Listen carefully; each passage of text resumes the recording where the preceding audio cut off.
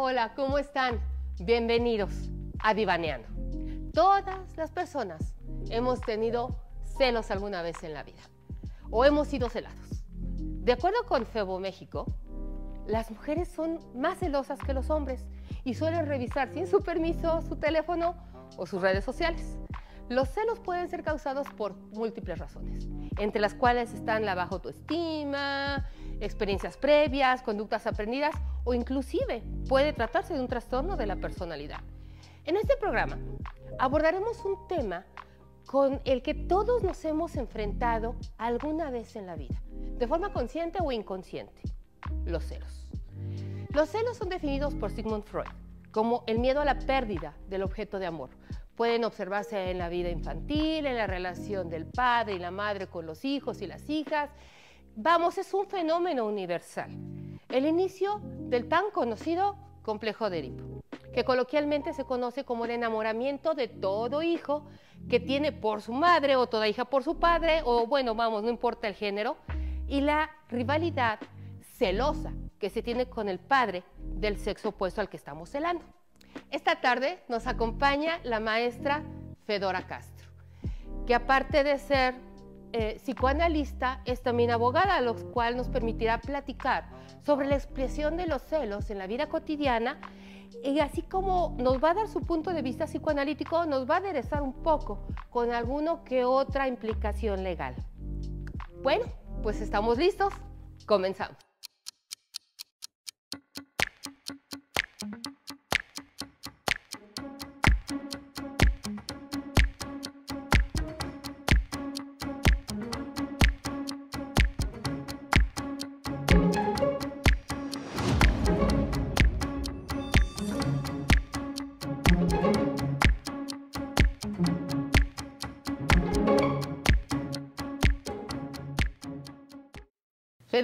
Fedora, bienvenida, gracias por acompañarnos. Vamos a intentar divanear un poquito acerca de este tema que se llama los celos.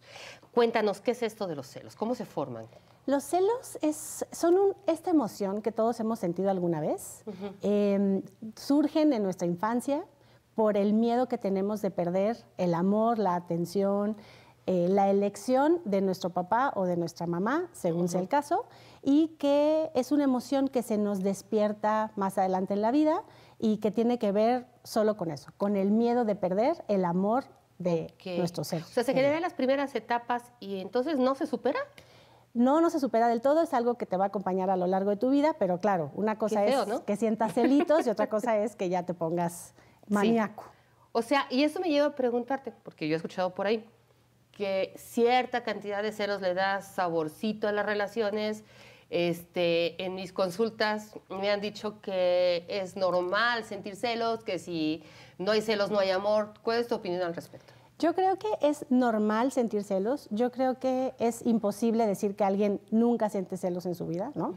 Pero creo que lo que no es normal es no poderle poner palabras y tener una actuación frente al sentimiento de celos, ¿no?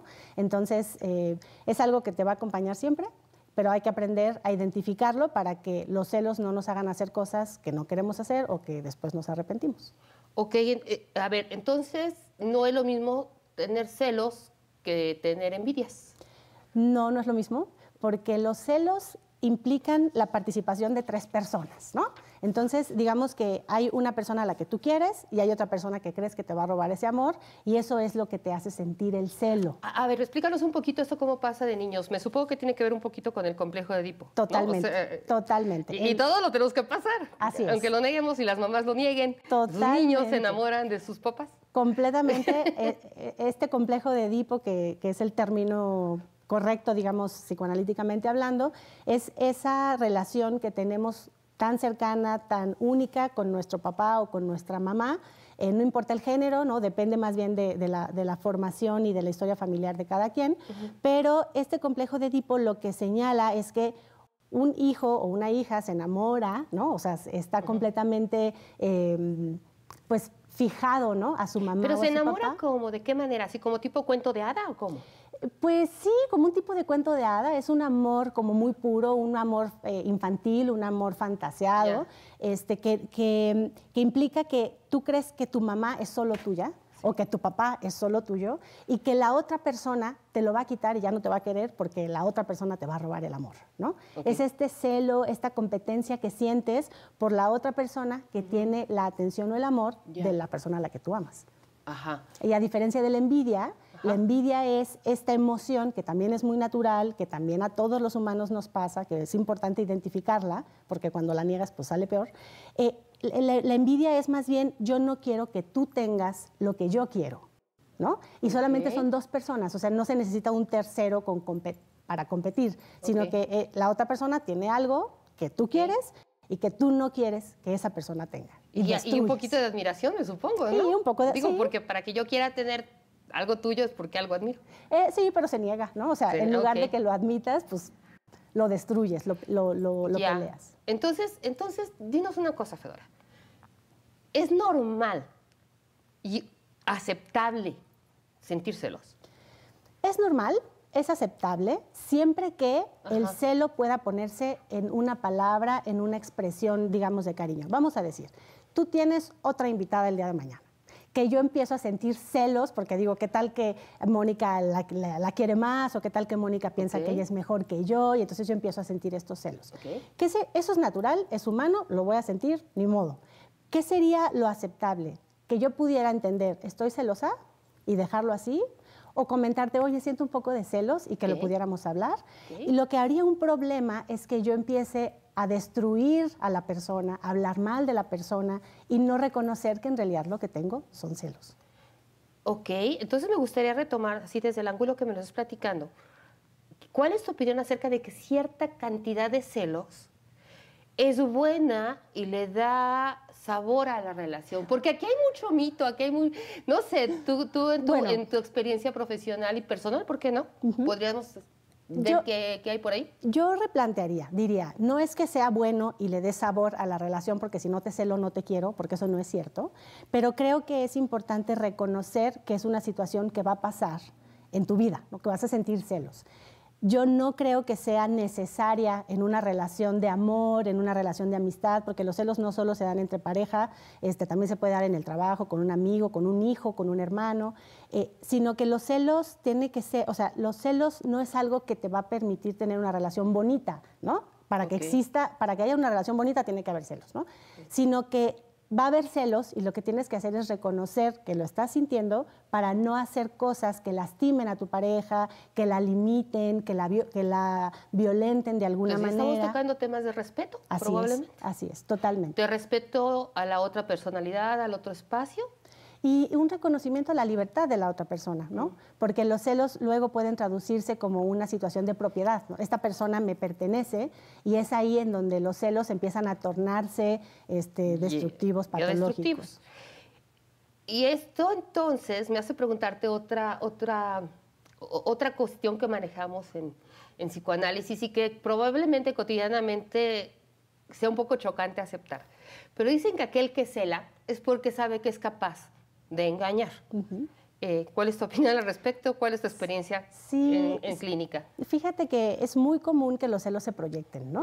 Es un término coloquialmente usado, el te proyectaste, ¿no? ¿Y qué significa la proyección? La proyección es eso que tú niegas que te está pasando a ti y que te es más fácil ver en el otro para negar que lo que te está pasando es a ti, no a la otra persona. Un fenómeno, digamos, muy común de encontrar en nuestros pacientes es que llegan a quejarse de que sus parejas están haciendo cosas sospechosas o que los notaron haciendo cosas raras y la persona es la más infiel del universo, ¿no? Sí. Y entonces justo lo que se busca es que el paciente se dé cuenta que en realidad está poniendo en la otra persona una interpretación de lo que está pasando, no a partir de lo que está pasando, sino a partir de lo que en la mente del celoso está pasando. No sé si me expliqué o estuvo como muy redundante. Una persona muy celosa también puede ser una persona que está proyectando en la otra pues, el alcance, digamos, de sus propias emociones. Lo que es capaz de hacer, cree que la otra persona podría hacer. Correcto. Algo así parecido. Así. Entonces, ¿en qué momento esto ya se convierte en una patología? Es decir, en una celopatía, que es el término psiquiátrico médico que le damos a un celo enfermizo, un celo que ya ciega, un celo que ya altera tu vida? Me gusta que hayas usado la palabra altera, porque justo la celotipia ya es un problema de la percepción de la realidad. Cuando hay un problema ya patológico de celos, la mente de la persona celosa tiene un escenario en la mente que sí o sí está pasando, aunque no esté pasando en la vida real, en su mente está pasando, y entonces adecua lo que pasa afuera para confirmar sus terribles sospechas. O sea, digamos, esta es una persona celosa que tiene ya un problema patológico, que está segurísimo que su pareja le es infiel. Y entonces, aunque la pareja no le sea infiel y la mujer no haya salido de su casa en todo el día, la persona celosa va a distorsionar la realidad para que todas las respuestas que le dé la otra persona o toda la conducta de la persona se acople a su hipótesis de no sales pero me pones el cuerno en la casa. Estamos hablando de aquello que llamaríamos en el argot una fantasía inconsciente. Correcto. Y entonces la fantasía inconsciente está permeando, está alterando la visión de la realidad fáctica de la persona con la celotipia. Y estamos hablando entonces, por eso psiquiátrico, que estamos ya del lado un poco más psicopático, más Ya hay delirio, digamos, ya hay una situación de persecución delirante que evita que la persona pueda distinguir entre lo que es verdad y lo que en su mente piensa que es verdad. Ya. Y yo quisiera aprovechar que tú también eres abogada para preguntarte si esto de los celos, la celopatía, has visto que sea un propulsor y generación de violencia. ¿Qué repercusiones puede tener en la familia, en la persona, en el individuo y en la sociedad? ¿De qué manera nos afecta? Fíjate que los celos, las leyes y la sociedad, el psicoanálisis en este punto convergen. Entonces, me parece muy atinada y muy interesante la pregunta que haces, porque los celos son generadores de conductas violentas justo cuando se vuelven patológicos. ¿No? Una persona celosa sana pues no te va a generar ninguno de estos problemas. Pero una persona patológicamente celosa, ya sea por una cuestión cultural, ya sea por una experiencia previa, ya sea por un miedo que tiene, o incluso una situación infantil, inconsciente de la que la persona no se acuerda, puede empezar a generar conductas con sus parientes, con sus familiares, de control, de humillación, incluso violencia física, no solo violencia verbal, sino que muchos crímenes pasionales se derivan de celos patológicos. Jurídicamente hablando, aunque no se habla del celos, ¿no? O sea, como que no es un delito ni una falta ser celoso, las conductas derivadas de emociones tan fuertes que muchas veces son inconscientes como los celos, pueden... ¿Aprendidas, Fedora? Aprendidas o también causadas por algún trauma inconsciente infantil de la primera infancia, ¿no? Entonces, digamos que una persona que no se trata sus celos patológicos, pues es una persona que no va a poder reconocer que tiene un problema, que va a tener una relación con sus familiares de mucho control, de humillación, de vejaciones. Ese fue un término muy técnico, como de faltas de respeto verbales, pleitos, que pueden derivar en pues, situaciones de violencia familiar, que eso sí, pues está penado por la ley, ¿no? Y fíjate que esto me hace reflexionar que esto nos invita a pensar en cambiar el patrón de ese México costumbrista, ¿no? En el que la mujer era callada o celosa o el hombre era posesivo. Y ahora tenemos la tecnología que nos viene a dar un poquito en la torre y este asunto de la invasión a la privacidad. Y esto yo creo que aquí tiene los dos ámbitos, ¿no? Tanto el jurídico como el psicológico. Dame tu teléfono, tu clave de redes, todo ese rollo. Eso tiene implicaciones. Platícanos un poco a nivel emocional y a nivel afectivo y a nivel jurídico. A nivel personal, una invasión a tu privacidad, o sea, digamos, con tu consentimiento o sin tu consentimiento, que alguien revise tus cosas, tus conversaciones, tus publicaciones con malversaciones, que es el término correcto, o sea, decir, tú mandaste esto porque te gusta, le diste like porque te gusta. Este tipo de cosas tienen una afectación en la seguridad de la persona, en su autoestima, en su reconocimiento de que su libertad para hacer amigos, para hablar con alguien, para expresarse, pues está limitado por el miedo a que la otra persona se enoje contigo, te deje, te golpee, ¿no? O sea, depende mucho de cada caso. Jurídicamente hablando, La invasión a la privacidad está penado, ¿no? En diferentes materias que no vale la pena describir aquí, pero una persona que violenta la privacidad de otra, hablando de sus redes sociales, sus correos electrónicos, su correo físico, lo que sea, está infringiendo una ley. Pero eso no es lo más grave es la afectación emocional y de seguridad que hay entre las dos personas involucradas, el que invadió la privacidad y al que le invadieron su privacidad.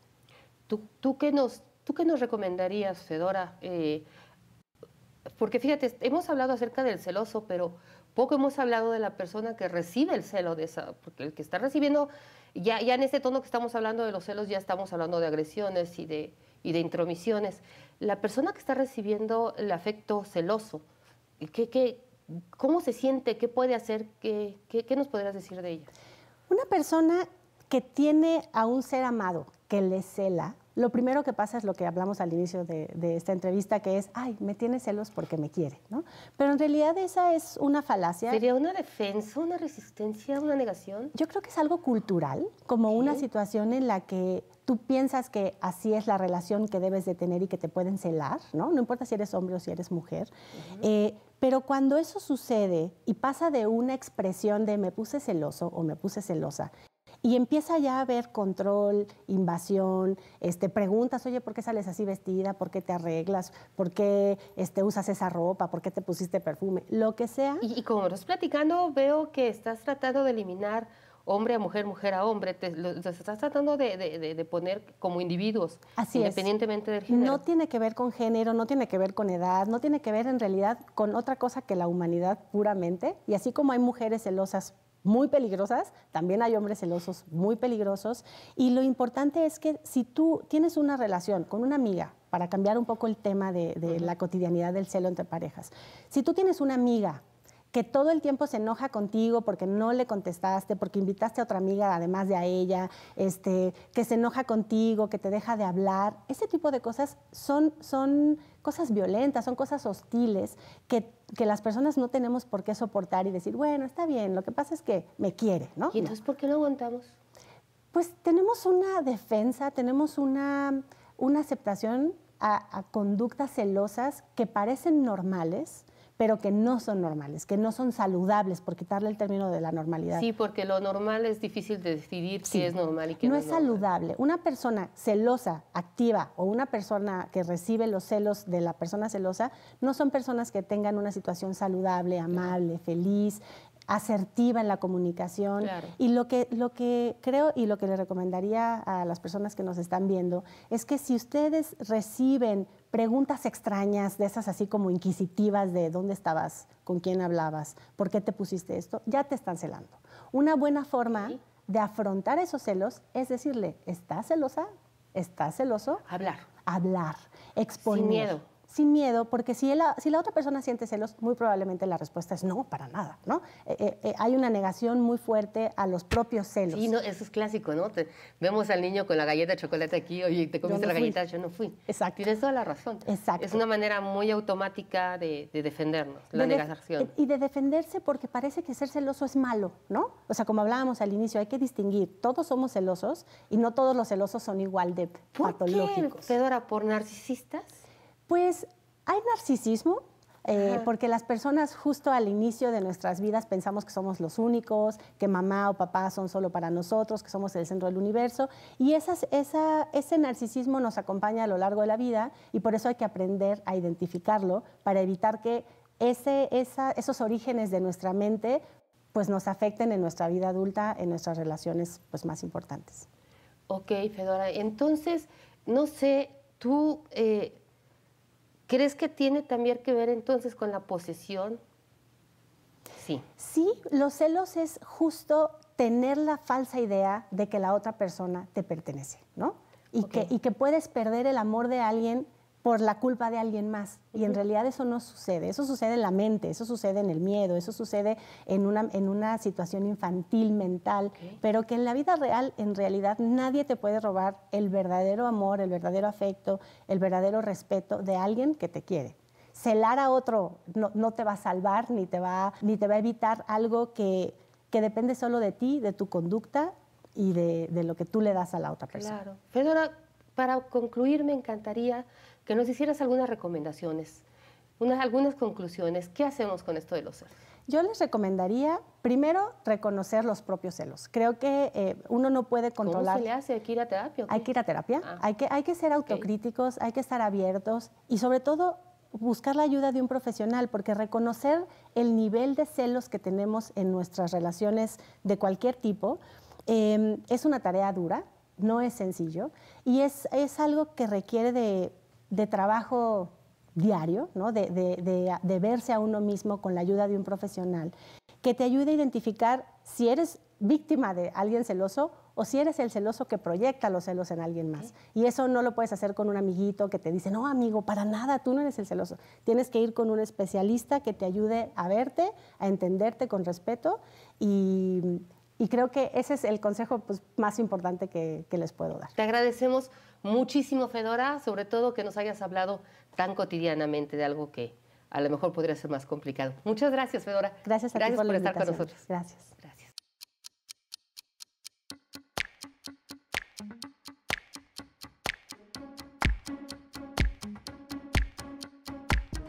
Bueno, pues en este espacio los invitamos con todo cariño a comenzar a divanear, a encontrar un espacio en la sociedad donde podamos hablar cotidianamente de todo aquello que nos sucede, donde podamos impulsar desde la ética, desde la comprensión, desde el trabajo en conjunto de todos nosotros, los miembros de esta comunidad, la importancia de hablar de las emociones, la importancia de prever la salud mental, de atenderla, la importancia de quitar el tabú a no estamos locos si vamos a terapia.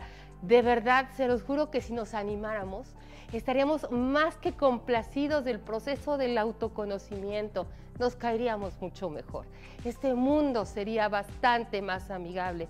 Podríamos respetar al otro y al mismo tiempo con autoridad pero amabilidad podríamos presentar nuestra personalidad. Todo aquel que tenga algo que aportar podrá venir a hablarnos acerca de qué es un trauma, cómo se soluciona. Todos lo sufrimos. Yo los quiero invitar a disfrutar de este espacio, a divanear con nosotros y a aportar desde esta plataforma algo positivo a esta sociedad. Está en nuestras manos hacer un cambio. Vamos a aprovecharlo. De nada sirve tener ganas de cambiar si no hacemos nada por hacerlo. Y entre ellos está el autoconocimiento. No se necesita estar loco para conocerse a uno mismo. Los invito a caerse muy bien y los espero la próxima vez donde podremos hablar, aparte de celos, acerca del erotismo, de la feminidad, acerca de los padres, acerca de tantas y tantas y tantas cosas que nos trae la mente y las emociones. Gracias por su aceptación, gracias por acompañarnos y vamos a seguir divaneando juntos. Hasta la próxima.